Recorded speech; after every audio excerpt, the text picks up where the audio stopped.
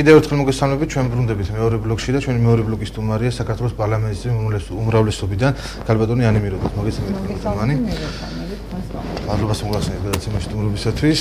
ქალბატონი ანი მე მინდა დავიწყო საუბარი პირველ რიგში ბიძინა ივანიშვილის ინტერვიუსთან დაკავშირებით. საკმაოდ ვრცელი შეფასებები იყო ბატონი ბიძინას მხრიდან, როგორც მთავრობის, ისე არასამთავრობო და ასე შემდეგ.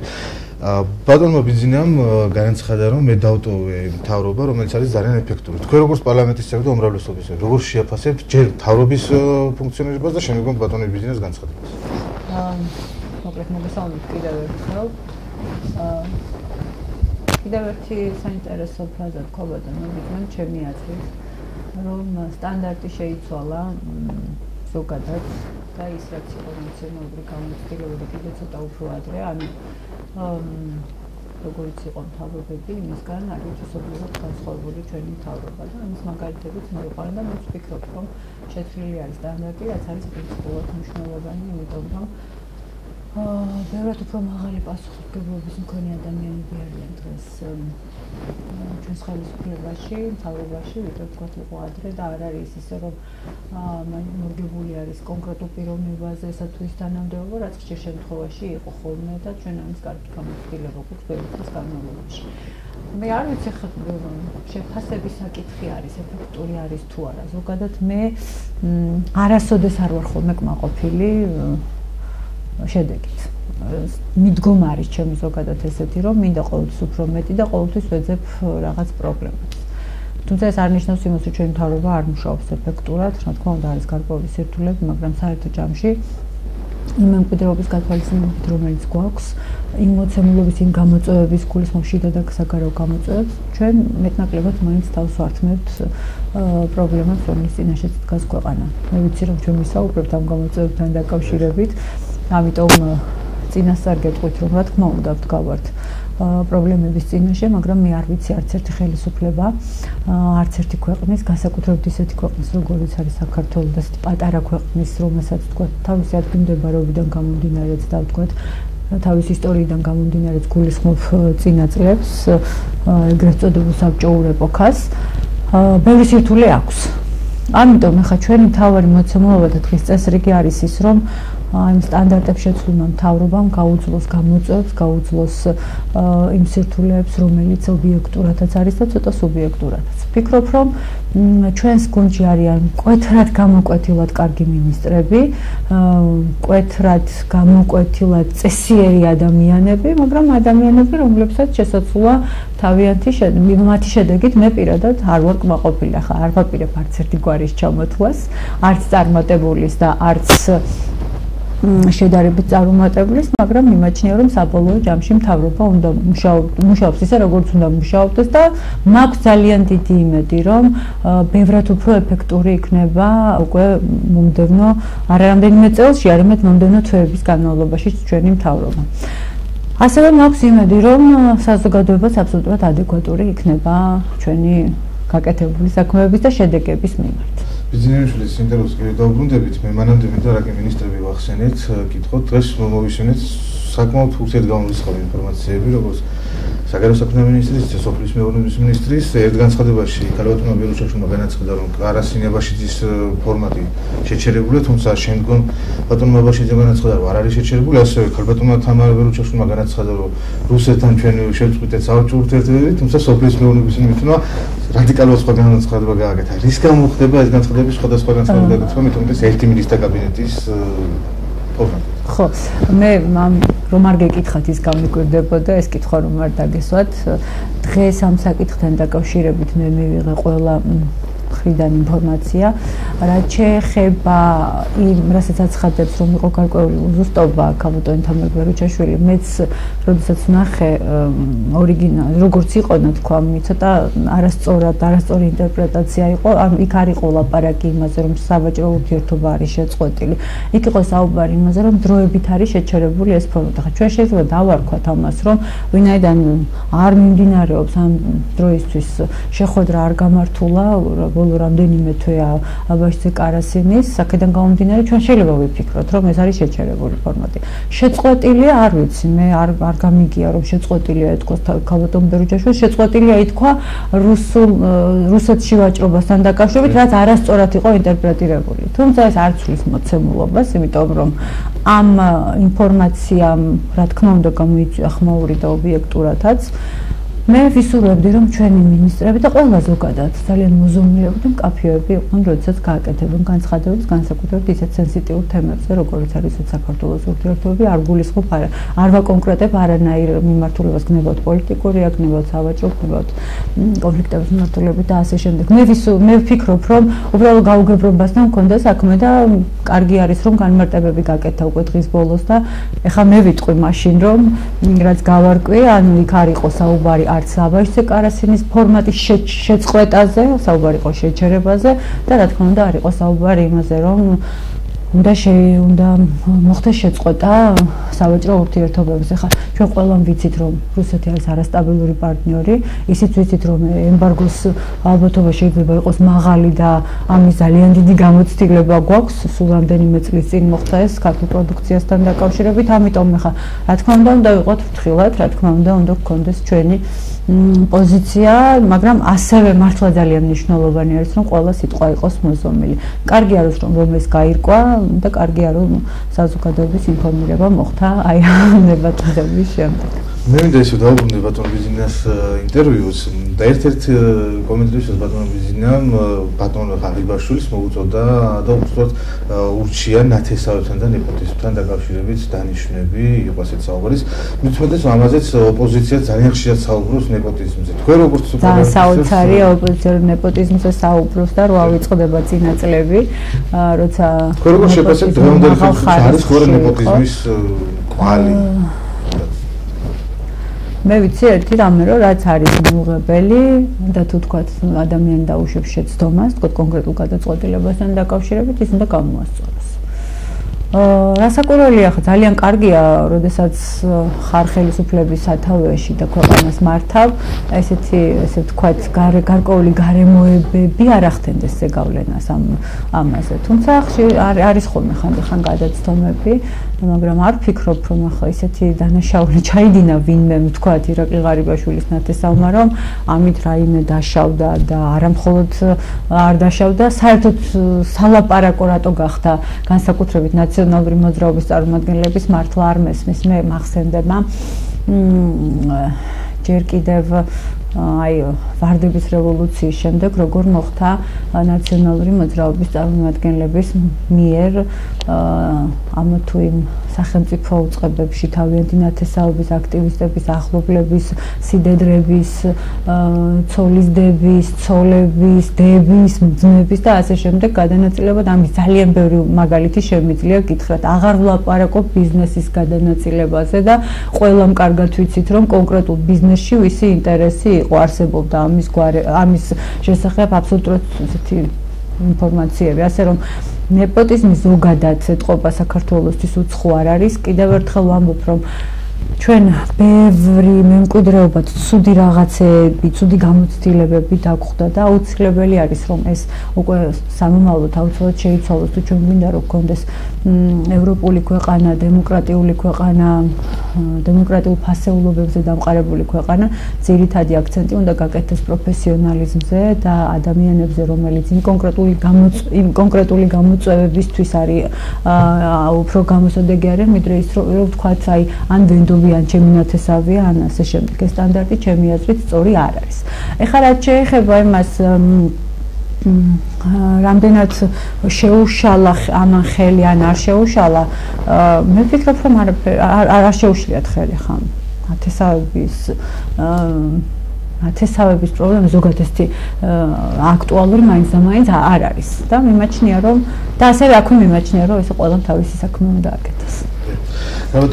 და არ უნდა იყოს და აქვე დავამატებ და არ უნდა იყოს თქვა ანი მიროტაძის ნათესაობა, ანი მიროტაძის ოჯახის წევრობა, მეგობრობა და ასე შემდეგ, განსაზღვრელი იმის რომ ადამიანი იყოს წარმატებული პირიქით, უნდა იყოს წარმატებული მხოლოდ თავისი შესაძლებლობებით, თავის პროფესიონალიზმით, გამოცდილებით, мотивაციით და ასე შემდეგ, რომელიც ძალიან სჭირდება ამ ქვეყანაზე. ჩვენ მე დარწმუნებული რომ აქამდე მივალთ მალე, რომ ძირითადი განსაზღვრელი იქნება ეს. ალბათ მე ასე მინდა შევეხო ბატონი იური ვაზაგაშვილის გადაცვლას, იმიტომ რომ ცოტა აღარ არის აქტუალური თემა დიდი ხნის წინ მოხდა, მაგრამ არ ყოფილა უმრავლესობის წევრი ჩვენს გადაცემაში, ძირითადად ამ საკითხს ოპოზიცია აფასებდა. თქვენ როგორ შეაფასებთ ამ ჯერ დავიწყოთ ბატონი იურის გადაცვლებას დაკავშირებით, ძალიან ბევრი საუბრობს რაღაც კვალებთან, ზოგი რუსეთის კვალებს, ბატონო სესიაშვილმაც თქვენი კოლეგამ გააკეთა ერთ-ერთ განცხადებაში, შეიძლება ეს იყოს ოკუპირებული ტერიტორიებიდან მომხდარი აქტი, ასევე გახსენები იყო უკრაინას ნაციონალურ მოძრაობას და თქვენ როგორ შეაფასებთ? მე ვაფასებ შემდეგნაირად, რომ ეს ჩემი აზრით ეს არის ტერაქტი. თუმცა ამ მუხლით არ არის საქმე აღძრული და დაკვალიფიცირებული არის 109 მუხლით. მე არ ვიცი გამოძიება უკვე მუშაობის პროცესში რამდენად მოახდენს მუხლის გადაკვალიფიცირებას, მაგრამ აი პოლიტიკური შეფასება რომ მივცეთ, გამომდინარე თემის სიმძიმიდან, გამომდინარე იმ პრეისტორიიდან, რომელსაც ამას ახლავს, ჩემი აზრით ეს იყო ტერაქტი, როდესაც გარდაცვლილი შვილის მკვლელობის საქმეზე მამა ითხოვს სამართალს და იმ მამას დააკლავს შვილის საფლავზე. ჩემი აზრით თავისი სისასტიკით ეს იმდენად ემოციურად რთული იყო, რომ ვფიქრობ, რომ საზოგადოება ალბათ ტერაქტად განიხილავს და მეც ვფიქრობ, რომ ეს ასეა. რაც შეეხება ვერსიებს, საიდან შეიძლება ყოფილიყო, საიდან შეიძლება მოდიოდეს კვალი და საით შეიძლება მიდიოდეს, ყველა ვერსიას აქვს არსებობის უფლება. თვითონ დაგეგმილი არის აბსოლუტურად პროფესიონალურად, ფაქტი ამას ესეთი ჩვეულებრივი რიგითი მოქალაქე ვერ დაგეგმავდა, უნდა ვიფიქროთ, რომ ამას არ ყავდა ამ კვლელობას თუ ტერაქტს არ ყავდა მხოლოდ 1 ან 2 ან 3. მე ვფიქრობ, რომ ბევრად უფრო ბევრი ადამიანი იყო ჩართული მის მომზადებაში. შეიძლება კვალი მიდიოდეს ნაციონალებთანაც, არ გულისხმობ პოლიტიკურ ძალას, გულისხმობ იმ ნაციონალური მოძრაობის იმ მაღალ ჩინოსნებს, რომლის დროსაც მოხდა, რომელთაც ხელს ადებდა ბატონი იური ვაზაგაშვილი და მისი შვილის კვლელობაში. ეს ერთი. ასევე შეიძლება ეს მომხდარიყო ოკუპირებული ტერიტორიებიდანაც, იმიტომ რომ კიდევ ერთხელ ვამბობ, ბევრ შეიძლება აწყობდეს ჩვენს ქვეყანაში შიდა არეულობა და მღელვარების გამოწვევა, იმიტომ რომ საყოველთაო მღელვარება არის ძალიან კარგი შესაძლებლობა იმ მიზნების განხორციელებისთვის, რომელიც გინდა განახორციელო ამ თუ იმ ქვეყანაში, მაგალითად საქართველოში. და არ გამოვრიცხავ, რომ ამის მსურველი არის ბევრი. ამიტომ ეხლა მე მაინც მგონია, რომ ეხლა ვერსიებზე საუბარი აი ჩვენაირი ადამიანებსგან, ვისაც არ გვაქვს შეხება გამოძიებასთან, ვინც არ ვიცით ის დეტალები, რომელიც და ის მასალა, რომელიც ამ დრომდე და მოიპოვა მთავარმა პროკურატურამ, მაინც დარჩება ვერსიების დონეზე.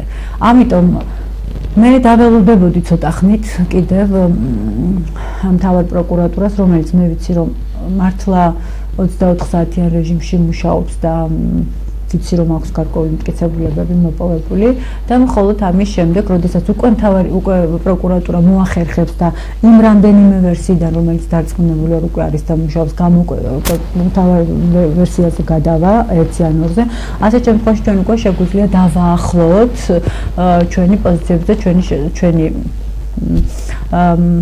ჩვენი აზრებიც იმას, რასთან შეიძლება გქონდეს საქმე. ამ ეტაპზე მე ძალიან გამიჭირდება, ვერ გამოვრიცხავ ვერც ერთ ვერსიას. რაც შეეხება თქვენ იცით, არ ვიცი, ალბათ იცით, რომ არა მხოლოდ იური ვაზაგაშვილის, არამედ ზურა ვაზაგაშვილის მკვლელობის საქმესთან დაკავშირებით ჩვენ პარლამენტში მოვითხოვეთ მთავარი პროკურატურის წარმომადგენლების მოსვლა დახურულ ფორმატში ინფორმაციის მიღების მიზნით.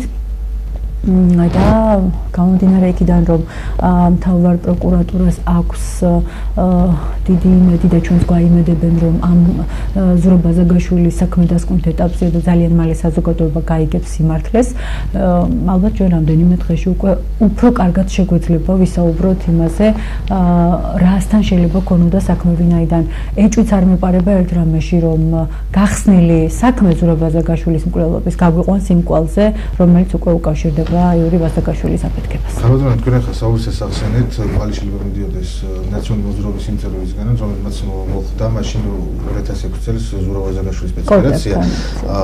ასევე ბატონი იური ვაზაგაშვილი სიკვდილამდე ერთი კვირით ადრე ტელეკომპანია თრიალეთის ჟურნალისტებთან საუბრობდა ვრცელ ინტერვიუში და ის ადამიანები, რომლებიც მაშინ სპეცოპერაციაში მონაწილეობას იღებდნენ, დაადანაშაულა ალექსანდრე ჭიკაძე, ჯერ კიდევ მინისტრი იყო, როცა დაადანაშაულა მათი მფარველობაში. როგორ ფიქრობთ, მუშაობენ თუ არა დღესაც ის ადამიანები სტრუქტურებში, თუ გაქვთ ეს ინფორმაცია და თუ არის? მე ვიცი, რომ რამდენიმე ადამიანი შინაგან საქმეთა სამინისტროდან წავიდა ჯერ კიდევ აი ამ აფეთქებამდე. ვიცი, რომ რამდენიმე ადამიანმა თვითონ დაწერა განცხადება შინაგან საქმეთა სამინისტროს დატოვების თავაზე, მაგრამ ეს არაფერს არ ცვლის. სამსახურის დატოვება არ ცვლის არაფერს. თავისთავად გადადგა შინაგან საქმეთა მინისტრი და მე დარწმუნებული ვარ, რომ გაირკვევა რეალურად რასთან მქონდა საქმე. ამით რის თქმა მინდა, რომ ეს ადამიანები მუშაობენ თუ არ მუშაობენ, იქ ახლა ეს კი არ არის ჩემთვის იმდენად მნიშვნელოვანი და საინტერესო. არამედ ყველა იმ გვარის შესახებ, უბრალოდ იმ გვართან დაკავშირებისთანაც ქონდა პრეტენზიები ბატონ იური ვაზაგაშვილს,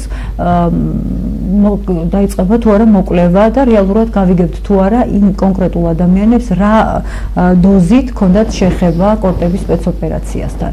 იქ არ არის ერთი და ორი გვარი დასახელებული, თქვენ იცით, რომ პრესაში თითქმის ყოველდღე მატულობს ყოფილი შინაგან საქმეთა სამინისტროს მაღალჩინოსნების რიცხვი, ვისაც შესაძლოა მეტნაკლები კავშირი ქონოდა კორტების ოპერაციასთან, ამიტომ ეს ხალხი ყველა რეალურად ფიქრობ უნდა დაიკითხოს და რეალურად ყველა უნდა უთხრას გამოძიებას რა იცის ამ საქმის შესახებ.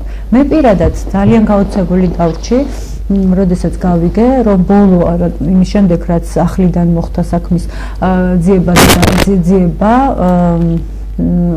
არ იყო დაკითხული ირაკლი ფერცხალავა მაშინდელი ამ სპეცოპერაციის ხელმძღვანელი და მაგალითად რატომ არ მოუნდა საქმის გამომძიებელს ირაკლი ფერცხალავას დაკითხვა და რატომ არ ქონდა მასთან კითხვები, ჩემთვისაც მართალი გითხრა ცოტა გაუგებარია, ისევე როგორც სხვა დანარჩენ ადამიანებთან, ვინც ჩვენ ყველამ ვიცოდით 2006 წლიდან მოყოლებული ის გვარები, რომელზეც ამ ხნის განმავლობაში საუბრობდა იური ვაზაგაშვილი.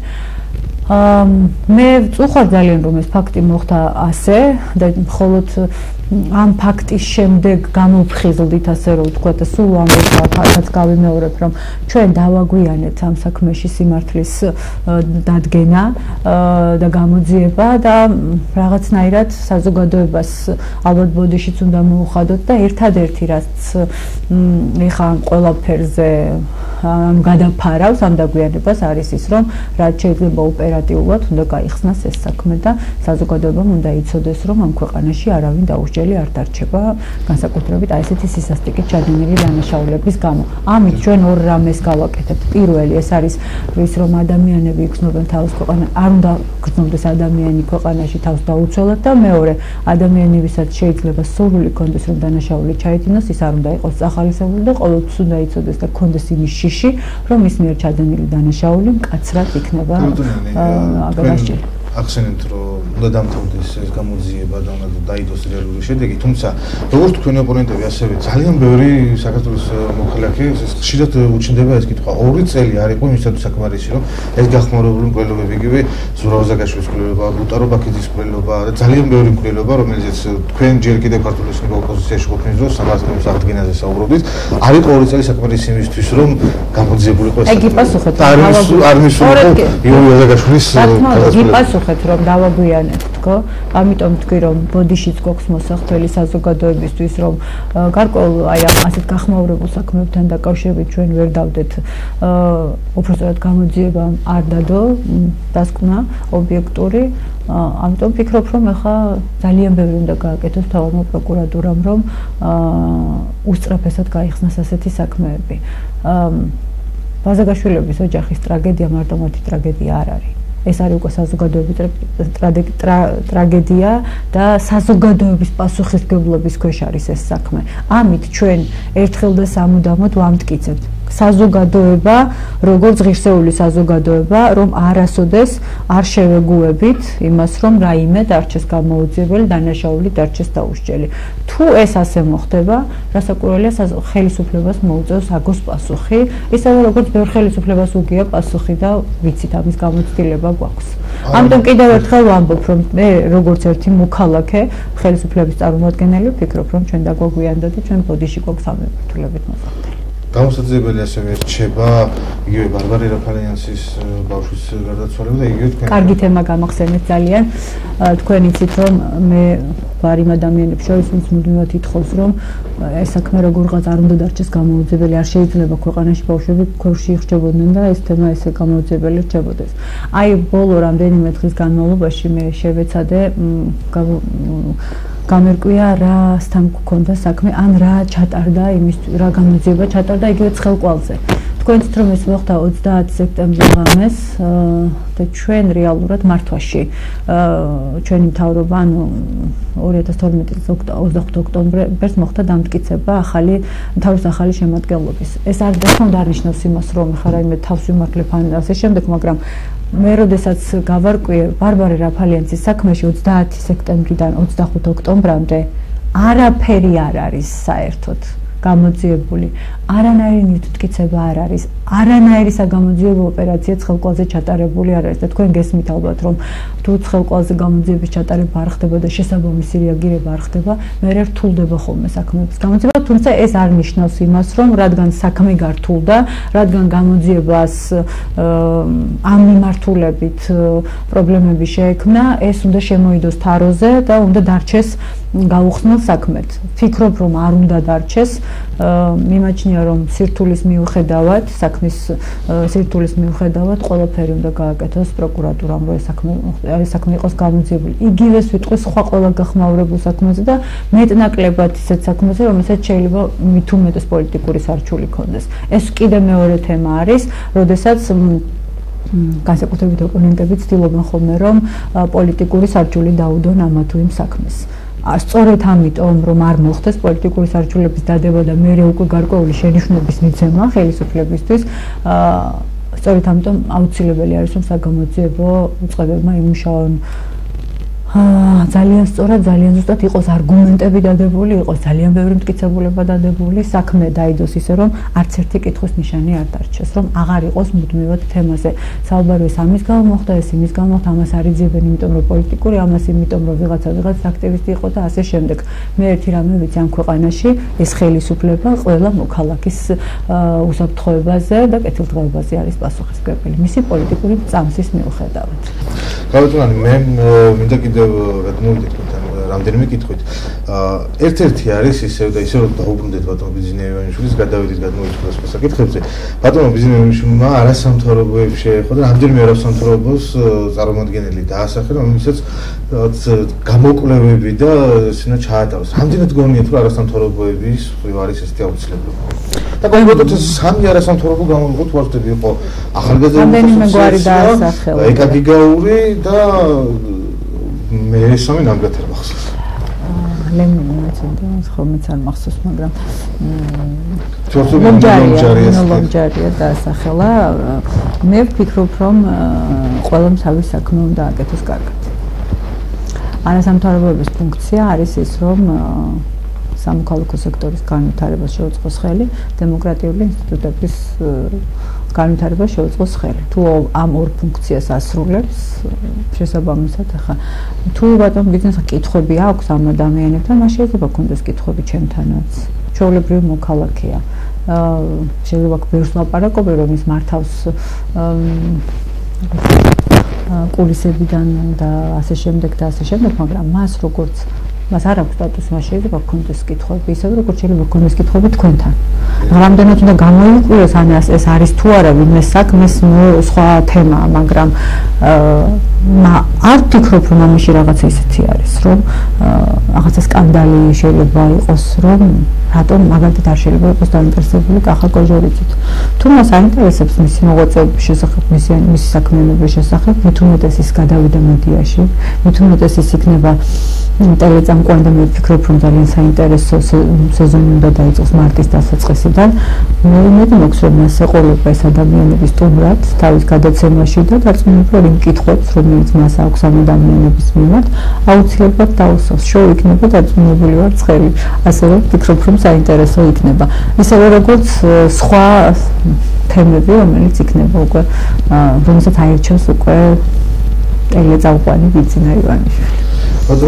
ბიძინამ და აქ მინდა დავამატო, რომ მე პირადად თქვენ იცით, რომ ხა ჟურნალისტი ვარ პროფესიით და ბევრი წლის გამოცდილება მაქვს ჟურნალისტიკაში მუშაობს, ძალიან მაინტერესებს როგორი იქნება ის ტელეწამყვანის ამპლუაში.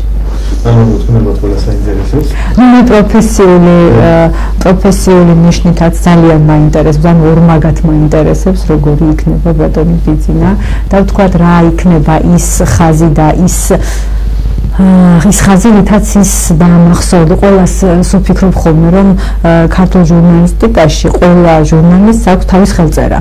მე ძალიან მაინტერესებს როგორი იქნება ყოფილი პრემიერის ახალი ჟურნალისტიკ კორპუსის ახალი წევრის ხელწერა და ალბათ იმედი მაქვს, რომ ყველა ამას ჩვენ ნახავთ. საინტერესო იქნება.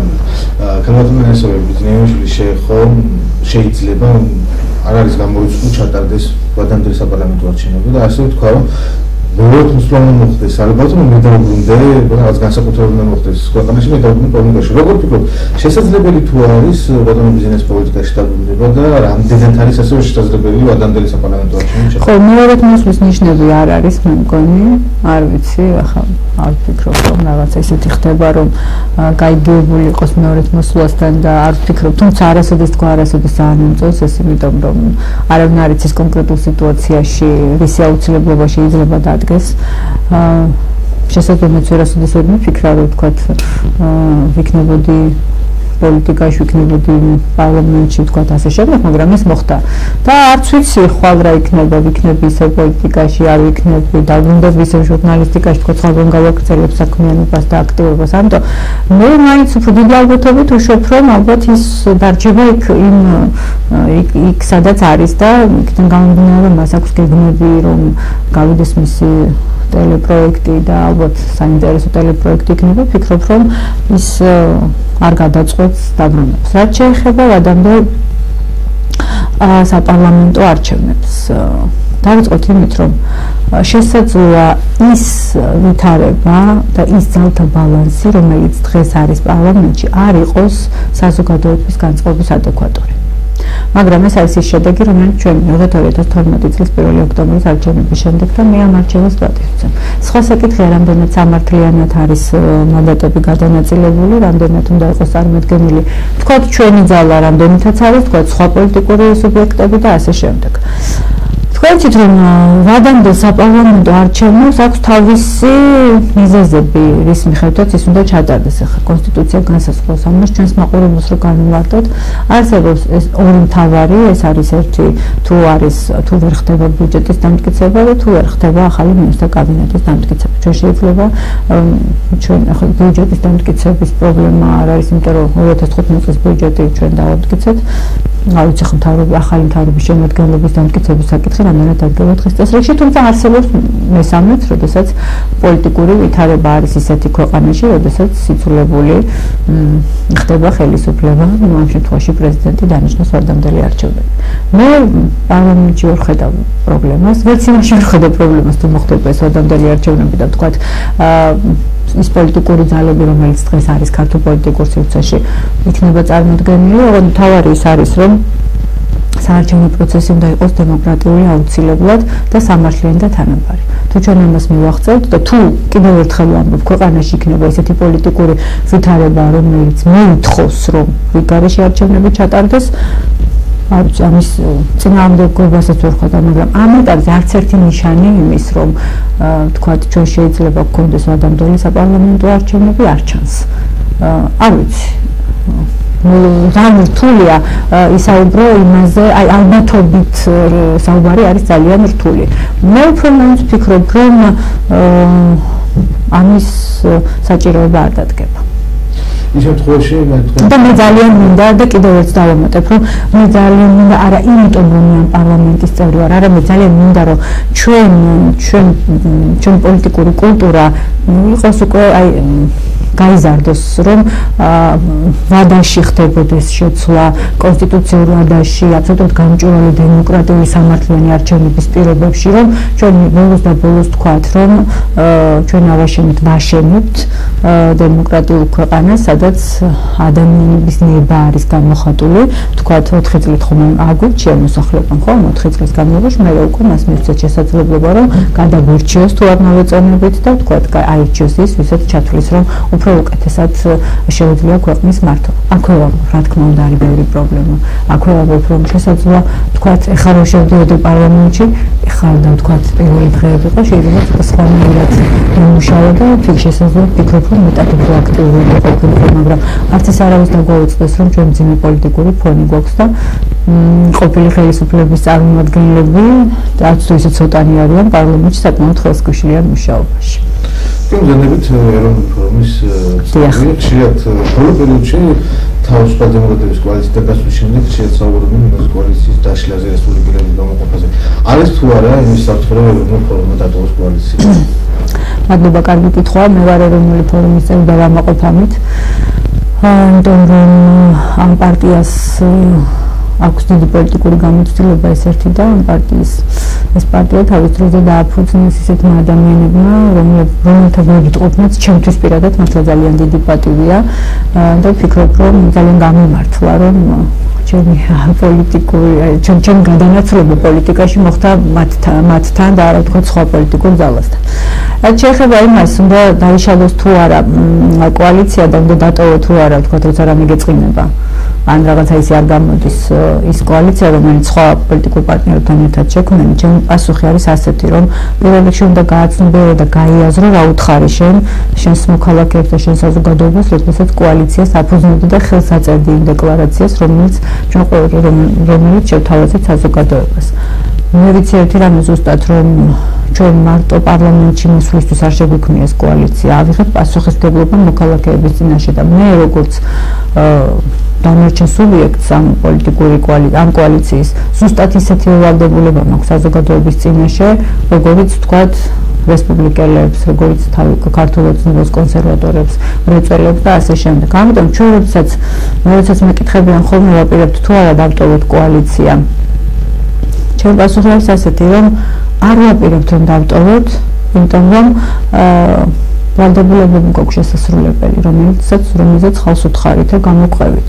გვენდეთ, აგვირჩიეთ და ჩვენ შევეცდებით, რომ თქვენი ქვეყნის მომავალი იყოს უკეთესი. მე აქვე დავამატებ ერთ რამეს, რომ ეროვნული ფორუმი მუშაობს გუნდურად.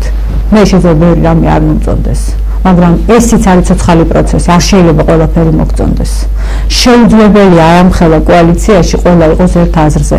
თქვენ ჩემი პოზიციაც იცით, რამდენიმე საკითხთან დაკავშირებით აბსოლუტურად მკვეთრი პოზიცია და განსხვავებული პოზიცია მქონდა, რამდენიმე ხმაურიანი საკითხი იყო და ვაფიქსირებდი, რომ იმ უმრავლესობის აზრს არ ვეთანხმებოდი, რომელიც იყო გაჟღერებული და ესეც ვფიქრობ, რომ აბსოლუტურად ჯანსაღი პროცესია და მე ვფიქრობ, რომ აი ასეთ შემთხვევაში უფრო არის შესაძლებელი, რომ ბევრად უფრო ეფექტური მართვა გქონდეს, ვიდრე ვთქვათ, ყველა ამბობს, რომ კი ვეთანხმები, რა კარგია, ეს გადაწყვეტილება არის ყველაზე სწორი.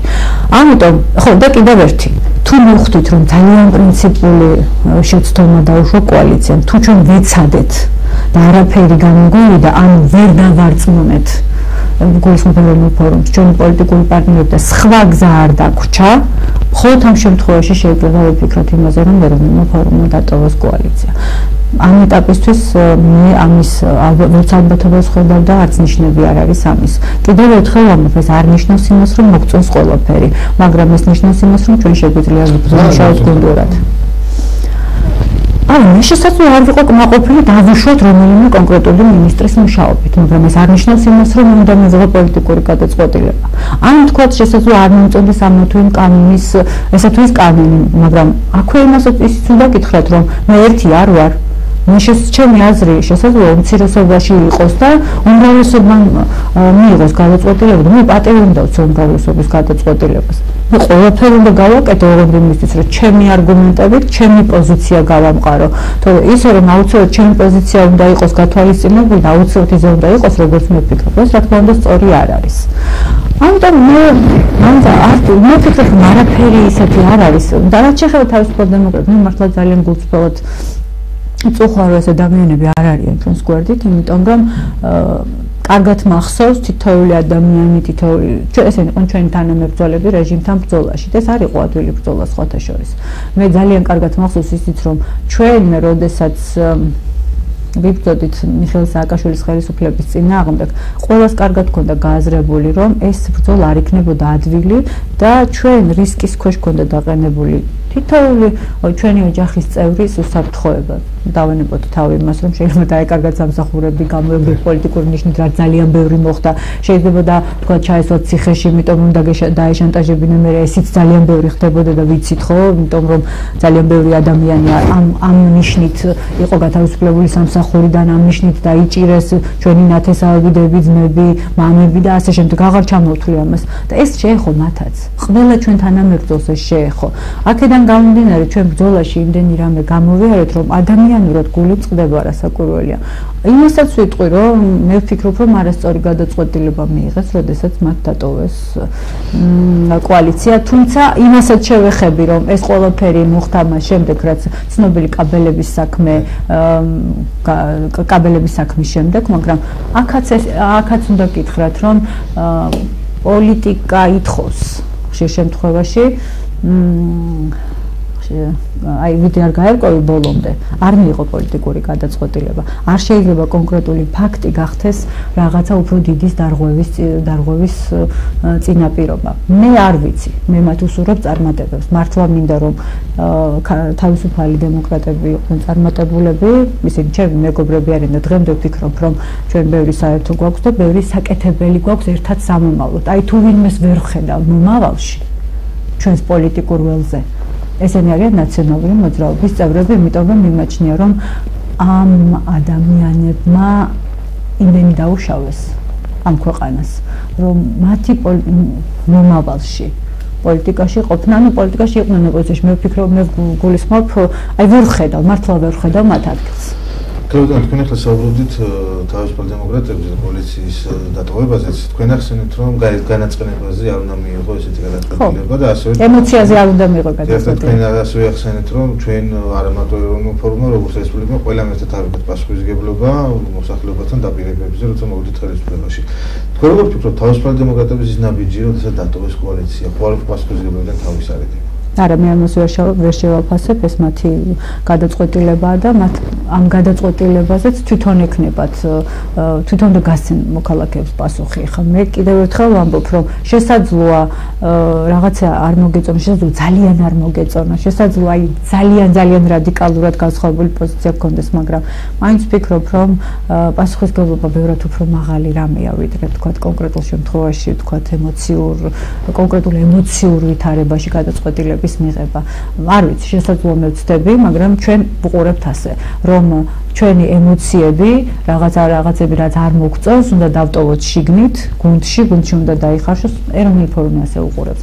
და გადაწყვეტილება ძალიან კრიტიკულ შემთხვევაში უნდა მიიღო, თუ ხედავ რომ სხვა გზა არ არის. ნაციონალურ მოძრაობას ვახსენეთ, თქვენ თქვით რომ ნაციონალურ მოძრაობა ოპოზიციაში იყოს პოლიტიკაში, მაგრამ საქართველოში არა, მაგრამ უკრაინაში ნაციონალურ მოძრაობის წევრები ყოფილი თანამდებობები ენიშნებიან მაღალ თანამდებობებს. სულ მიკვირს მართლა. და ასევე რამდენიმე დღის წინ იყო თვარტ გაურკვეველი იუსტიციის მინისტრთან დაკავშირებით, ქალბატონი თეა ზურუკიანის ამდენჯერმე გადაიდო იქ მიღება იუსტიციის მინისტრთან შეხვედრაზე. როგორ ფიქრობთ, ქართველი მაღალჩინოსნები, ჩვენ ორი მაღალჩინოსანი ვიცით, დღეს ოფიციალურ მიწარის თანამდებობაზე ჯანდაცვის მინისტრი და ქალბატონი ეკა ზღულაძე. როგორ ფიქრობთ, რამდენად საინტერესოა, რამდენად მნიშვნელოვანია და რამდენად ნორმალურია უცხო ქვეყანაში სხვა ქვეყნის მოქალაქეები უკვე არიან ქვეყანაში. ეხლა როცა შენი ქვეყნის მოქალაქე პოლიტიკური გემოვნების მიუხედავად და ოპონირების მიუხედავად, როცა შენი ქვეყნის მოქალაქე თქვა სხვა ქვეყანაში ინიშნება გარკვეულ თანამდებობაზე, როცა მას რაღაც პოზიციებს აბარებენ, ეს არის კარგია. და მე ამით ვიამაყებდი. ოღონდ მართლა მიკვირს, აი სრულიად გულწრფელად მიკვირს, რა ნიშნით მოხდა ამ ადამიანებისთვის ამ პრინციპულად მნიშვნელოვანი სფეროების ჩაბარება. კიდევ ერთხელ ვამბობ, მე ვუსურვებ ამ ადამიანებს წარმატებას. უკრაინას სჭირდება ეხა გონივრული ნაბიჯები და ეს არის ჩვენი მეგობარი და პარტნიორი ქვეყანა და ვფიქრობ, რომ თუ ვინმე რამეში დაეხმარება, ეს ძალიან კარგია. დღეს ყველაზე რთულ ვითარებაში იმყოფება უკრაინა. მაგრამ აი მაგალითად ავიღოთ იგივე ბატონი სანდრო კვიდაშვილი. ის იყო წარმატებული მინისტრი. მე ერთადერთი რაც მახსენდება, მაშინ ჟურნალისტიკაში ვიყავი და კარგად მახსოვს, როგორ მუშაობდა მაშინდელი მთავრობა და პოლიტიკური სარჩული აქ არაფერ შუაში არ არის. რაც მახსენდება, რასთანაც არის დაკავშირებული ამგვარი კაცის მოღვაწეობა არის წარუმატებელ ასი საავადმყოფოს პროექტთან და ყველამ თქვა, რომ ეს იყო წარუმატებელი და ეს რეფორმა ჩავარდა. რაც შეეხება ქალბატონ ნიკოს ყულაძეს, მე ერთი რამე ვიცი ზუსტად, რომ მინიმუმ 2007 წლის 7 ნოემბრის აქციის მერე ყველა თავმოყარი მაღალჩინოსანს უნდა დაეტოვებინა თანამდებობა და მაშინ კარგად მახსოვს, რომ ქალბატონის ყულაძე იყო შინაგან საქმეთა მინისტრის მოადგილე. როდესაც ჩვენს ქვეყანაში შენს მოქალაქეებს არ ბებენ, მერე შენი შინაგან საქმეთა მინისტრი გადის და ნაომარ რუსთაველის გამზირზე პატაკს იმარებს, როგორ დაარბიეს საკუთარი მოქალაქეები. ეს რო არ ეყოფათ და მე დამოუკიდებელ მედია საშუალებაში შედიან, იმას არ ბევენ და ანძიდან თიშავენ, არა მარტო იმედს, არამედ ტელეკომპანია კავკასიის, იმიტომ რომ არ მოგწოს იმის საქმიანობა და შენ პროტესტს არ გამოხატავ, არა მხოლოდ თანამდებობიდან გადადგები. როგორ უნდა ააშენო? კარგი შინაგან კარგი სტრუქტურა, რა რეფორმები უნდა გაატარო, არ მესმის. შესაძლოა მან საკუთარ გამოცდილებაზე ისწავლა, არ ვიცი, მე იმედი მაქვს, რომ ისწავლა, იმიტომ რომ ის ძალიან დიდი უბედურება იყო, რაც მოხდა. ის არავის არ ეპატიება, არც ერთ თავმოყარი ადამიანს არ ეპატიება ასეთ დროს დუმილი და გაჩუმება, იმიტომ რომ თუ ამ დროს ჩუმდები, როცა შენს მოქალაქეებს ქუჩაში ცემენ, არ ბევენ. თუ ამ დროს ჩუმდები, როდესაც თავისუფალ სიტყვას ახშობენ და მე ამას მოდელირებულ ქრონიკებს და რაღაცებს აბავენ და შენ ხმას არ იღებ. მე არ მესმის, სად არის შენი რეფორმატორული ხედვები, სად არის შენი დემოკრატიული ხედვები. და კიდევ ერთი თუ არ ვიცი დანიშნავენ თუ არა ბატონ ზურაბადეიშვილს და რამეს ჩააბარებენ თუ არა, მაგრამ მე ვიცი ერთი რამე ზუსტად, რომ სქემა რითაც ხდებოდა ქონებების ჩამორთმევა საქართველოში მოქალაქეებისთვის. მე ვამბობ, ამას სრული პასუხისმგებლობით არის მოფიქრებული ბატონ ზურაბადეიშვილის. და მას უკავშირდება სწორედ რომ საქართველოს იმპერიას უკავშირდება, როდესაც იუსტიციის მინისტრი იყო, რომ საქართველოს ყავდა 25000-ზე მეტი პატიმარი, 300.000-ზე მეტი პრობაციონერი, ღამე 2 საათზე 3 საათზე ადამიანები საკუთარი ნებით, საკუთარ ქონებას უფორმებდნენ მათ ნათესავს, ბიძაშვილებს, დეიდაშვილებს, კლასელებს, კურსელებს და ასე შემდეგ. და ეს ყველაფერი უკავშირდება ბატონ ზურაბადეიშვილს. ამიტომ არ ვიცი, ეს პოროშენკოს არჩევანია, მაგრამ მე ეს არჩევანი სწორი არ მგონია. რაც შეეხება იმას, იმოქმედებს თუ არა აი ესეთი ნაციონალური ელიტის დანიშვნა უკრაინის სახელმწიფო სტრუქტურებში, ქვეყნებს შორის ურთიერთობაზე, ვფიქრობ, რომ არ უნდა იმოქმედოს და ეს ორივე მხარემ კარგად უნდა გააცნობიეროს, რომ ადამიანებზე კი არ არის დამოკიდებული ქვეყნებს შორის ურთიერთობა, არამედ ქვეყნებს შორის ურთიერთობა დამოკიდებული არის სახელმწიფოებრივ ინტერესებზე. დღეს თითოეული ადამიანი თითოეულ ხელისუფლებაზე მაღლა დგას საქართველოს ინტერესი, ისევე როგორც უკრაინის ინტერესი არის, თქო, პოროშენკოს და მისი ხელისუფლების ინტერესებზე მაღლა. კონსენთ არ უნდა იმოქმედოს ქვეყნებს შორის ურთიერთობაზე ამ დანიშნულება. თუმცა დღეს ვინც არიან ოფიციალურად დანიშნულები, იგივე კვიტაშვილი, ზღულაძე, თორცდები ახლა გამახსენდა გეწაძეც იუსტიციის მინისტრის მოადგილედ, არც ერთი ეს პიროვნება არ არის ძებნილი და ძებნილი არის საქართველოსთან, არც შინაძებნით, არც ინტერპოლის. თუმცა ადეიშვილის სახსენით, ადეიშვილი არის ძებნილი ამ შემთხვევაში, თუ მოხდა იგივე ადეიშვილი და იყოს ასევე სააკაშვილიძეც საუბარი, თუ მოხდა ისეთ პიროვნების დანიშვნა, რომელიც არის ჩვენი ქვეყნის მხრიდან ძებნილი, როგორ შეიძლება მოხდეს ურთიერთობა ამ სტრუქტურებს შორის? არა, საერთაშორისო ამ ყველაფერს არეგულირებს ქვეყნებს შორის ურთიერთობა, როდესაც ერთი ქვეყნის მიერ ძებნილი არის პიროვნება, ის არ შეიძლება დანიშნო მაღალჩინოსნა ჩვენს ქვეყანაში.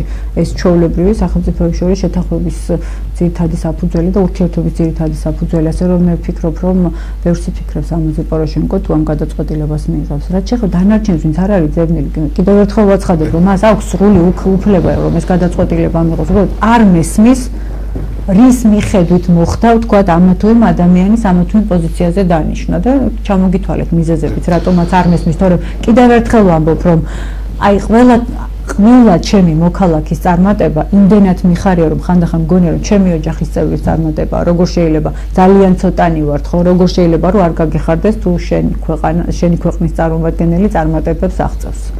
კიდევ ერთხელ ვამბობ, არ აქვს მნიშვნელობა, ეს ნაციონალური მოძრაობის წარმომადგენლები არიან. უბრალოდ დამნაშავე რეჟიმის წარმომადგენლები იყვნენ. აი სხვა საკითხია მორალურად რამდენად აქვთ მათ ამის უფლება, რომ ახლა უკვე სხვა ქვეყნის მოქალაქეების ბედი ჩაიბარონ, როდესაც საკუთარი მოქალაქეების ბედს არ გაუფრთხილდნენ. ასევე მინდა უკრაინას ვიხილოთ და მიხეილ სააკაშვილიზე გითხოთ. საკმაოდ ბევრი კითხვები ჩნდება მიხეილ სააკაშვილთან დაკავშირებით, მაშინ როცა გამოცხადდა შიდა ძებნა და არ არის ჯერ კიდევ გამოცხადებული საერთაშორისო ძებნა. რატომ არ ხერხდება საერთაშორისო ძებნის გამოცხადება და არა ეს დაახლოებით ერთი წელი რაც უკვე მიხეილ სააკაშვილი აღარ არის ქვეყანაში, არ პრეზიდენტი აღარ არის. ქონდა თუ არა დრო პროკურატურას და საგამოძიებო სტრუქტურებს იმისი, რომ გამოიცხადებინათ საერთაშორისო შიგნით ძებნა ფაქტობრივად არაფრის შედეგის მომტანიერი, იმიტომ არ არის მიხეილ სააკაშვილი.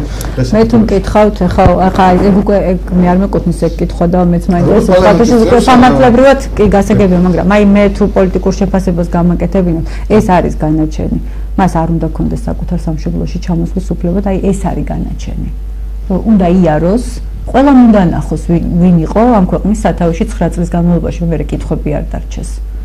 შემთხვევით რაიმე გადაცდომასთან ხო არ გვაქვს საქმე სამართალწარმოების დროს, იმიტომ რომ ვინც კარგად გაიცნობს მიხეილ სააკაშვილს, ზუსტად დარწმუნდება იმაში, რომ ამ ქვეყანაში იყო რეჟიმი და რეჟიმი ემუქრებოდა და შიშში და უბედურებაში ამყოფებდა ადამიანებს, მოქალაქეებს, რომელმაც ვარდების რევოლუციის შემდეგ ეს ადამიანები აირჩია იმისთვის, რომ რეფორმები გაეტარებინა, ქვეყანა უკეთესობისკენ წაიყვანა და არა იმისთვის, რომ ყველა იყოს შიში, ყველა იყო დაზაფული, ყველას ეგონა და ყველა ოჯახში იყო სხვათა შორის თითო პატიმარი მაინც. ეს არ არის საკმარისი ვფიქროთ, როგორი ხელისუფლება გვყავდა. ძალიან მიკვირს ხოლმე ხშირ შემთხვევაში, როცა ამბობენ, რომ გადამეტებული ხომ არ არის. შესაძლოა მტკიცებულებები არ არის გამყარებული გამოძიების მხრიდან, თორე საქართველოში ყველაფერს თავის სახელი ქვია, თითოეული ადამიანი რომ გააჩეროთ ქუჩაში, მოქალაქეების აბსოლუტური უმრავლესობა გეტყვით და თავის შეფასებას გეტყვით, როგორი იყო ის ხელისუფლება. მტკიცებულები არ არის გამყარებული, მეც ვაპირებდი ამ პროფესიონალიზმის ამბავი არის ეს. ეს არის პროკურატურის პრობლემა, თქვენ საქართველოს პროკურატურის პრობლემა. მისი ვისაც აბარია ეს საქმე. ჩემი პრობლემა შეიძლება იყოს ის, რომ ვერ მივიღო კანონი კარგად, ან ხარვეზი იყოს კანონში, ვერ გამოვასწორო, თქვათ, არასწორი ცუდი კანონი მივიღო. ის თუ არ არის შესაბამისი მტკიცებულებები, ამაზე პასუხისმგებლობის ტვირთი რა თქმა უნდა საგამოძიებო უწყებაზე არის. თუმცა მე ნაკლებად მგონია, რომ გამყარებული არგუმენტებით არ არის, უბრალოდ მეტი უნდა იმუშაო. თალბატონი, ჩვენ ვამთავრებთ გადაცემას და მე მინდა ბოლო კითხვით მოგმართოთ და მოკლედ რომ ვიპასუხოთ. ვისაუბრეთ ყველაფერზე თითქმის, მათ შორის თქვენ საუბრობდით, რა მოგწონთ ხელისუფლებაში, რა არ მოგწონთ, მაგრამ არ დაასახელეთ კონკრეტულად არც ერთი მინისტრი, ვინ მოგწონთ, ვინ არ მოგწონთ, მაგრამ მე მინდა ერთი კითხვა დაგისვათ. 2 წელი რომ შევაფასოთ ქართული სინემის ხელისუფლებაში ყოფნის. რა გაკეთდა კარგი და რა იყო შეცდომა, თუ შეგიძლიათ რომ მოგვიყვეთ?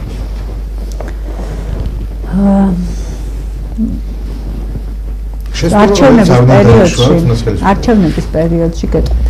არჩევნების პერიოდში, როდესაც ჩვენ მოქალაქეებს ხვდებოდით, ბევრი მეუბნებოდა ხოლმე იმის შესახებ, რომ აი, მაგალითად, პირველ კლასელი, მეორე კლასელი ბავშვები დადიოდნენ ფეხით რამდენიმე კილომეტრს თავის სკოლამდე.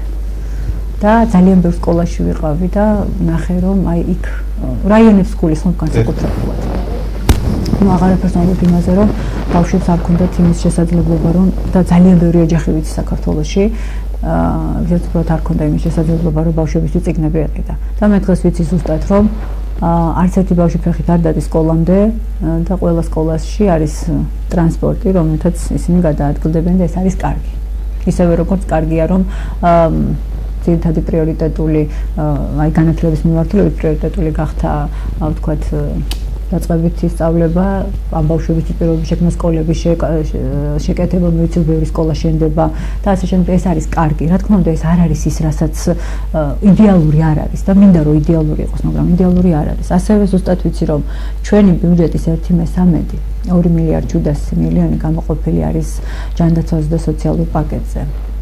მე ხა ვიცი ზუსტად რომ ადამიანები რომლებიც უბრალოდ ექიმთან ვერ მიდიოდნენ, იმიტომ რომ იმის ფული არ ქონდათ რომ რაღაც აწუხებდათ და გაერკვიათ რა ხდებოდა და ეშინოდათ ექიმთან მისვლის.